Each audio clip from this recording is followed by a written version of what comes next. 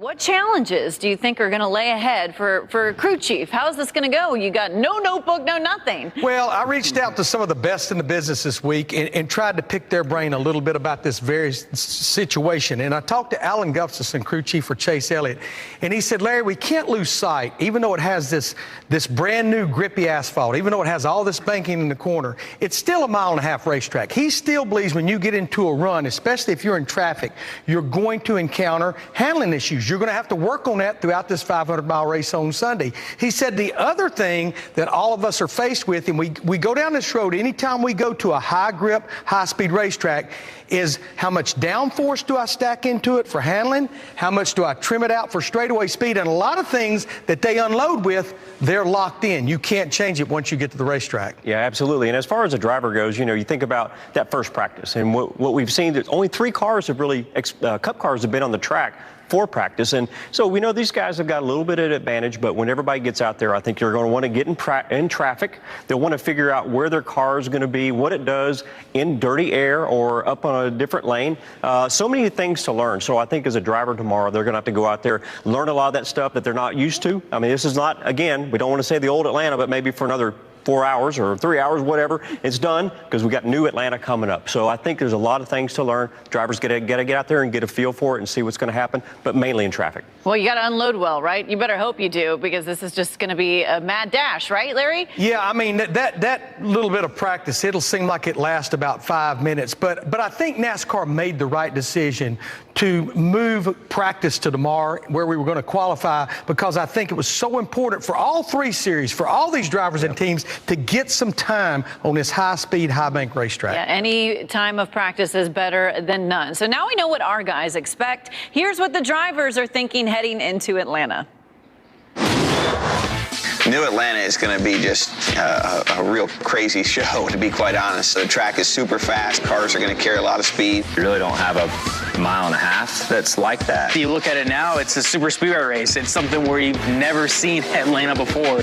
I don't know what to expect, and I think that's also a good thing. I think it's going to be a totally different Atlanta than we're used to. Very high banked and somewhat narrow. Can the track widen out enough to where you can race multiple lanes to get runs on the car? Almost looks like the hardest cornering part of it is the front straightaway. It's going to be a learning curve and trying to figure out what you need out of your race car. Taking that Daytona philosophy, applying that to Atlanta, I think that's going to be what's going to be successful. It's a 1.5 miles and we're wide open. It's going to be pretty wild. Just don't think of it as the old Atlanta. It's a whole nother animal at this point.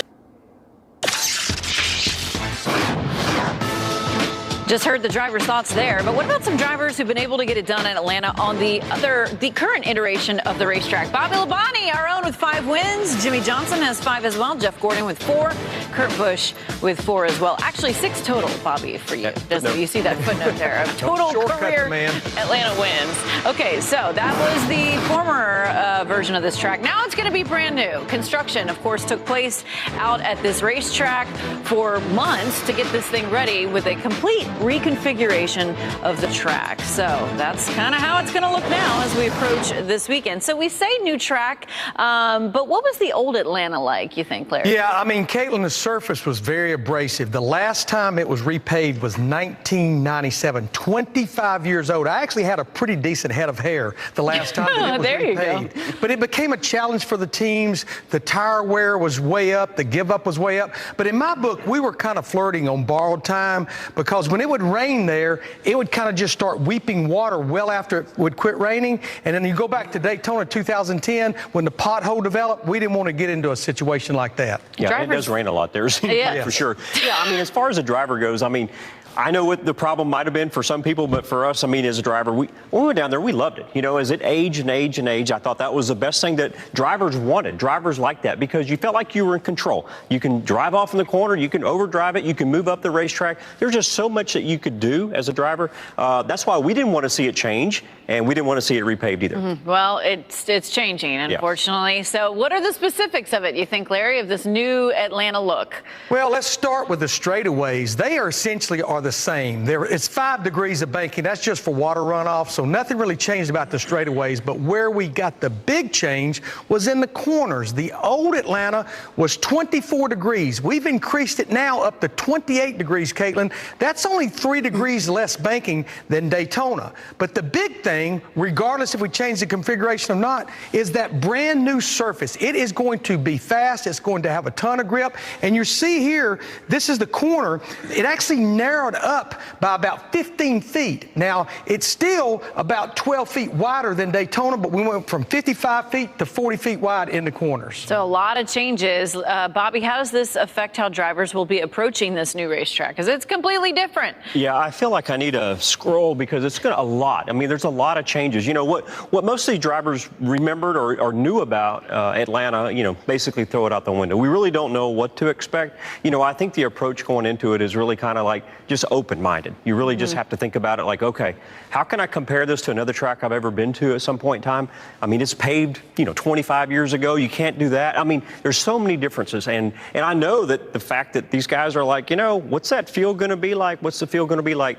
I don't think anybody is going to know anything until they really set foot on that racetrack tomorrow. Oh, by the way, there's one other thing that we've never had at Atlanta. We have a double line. Oh, it's going to yes. be treated Everyone's exactly like the double yellow line at Daytona and Talladega. This is a double line, and the rule is simple.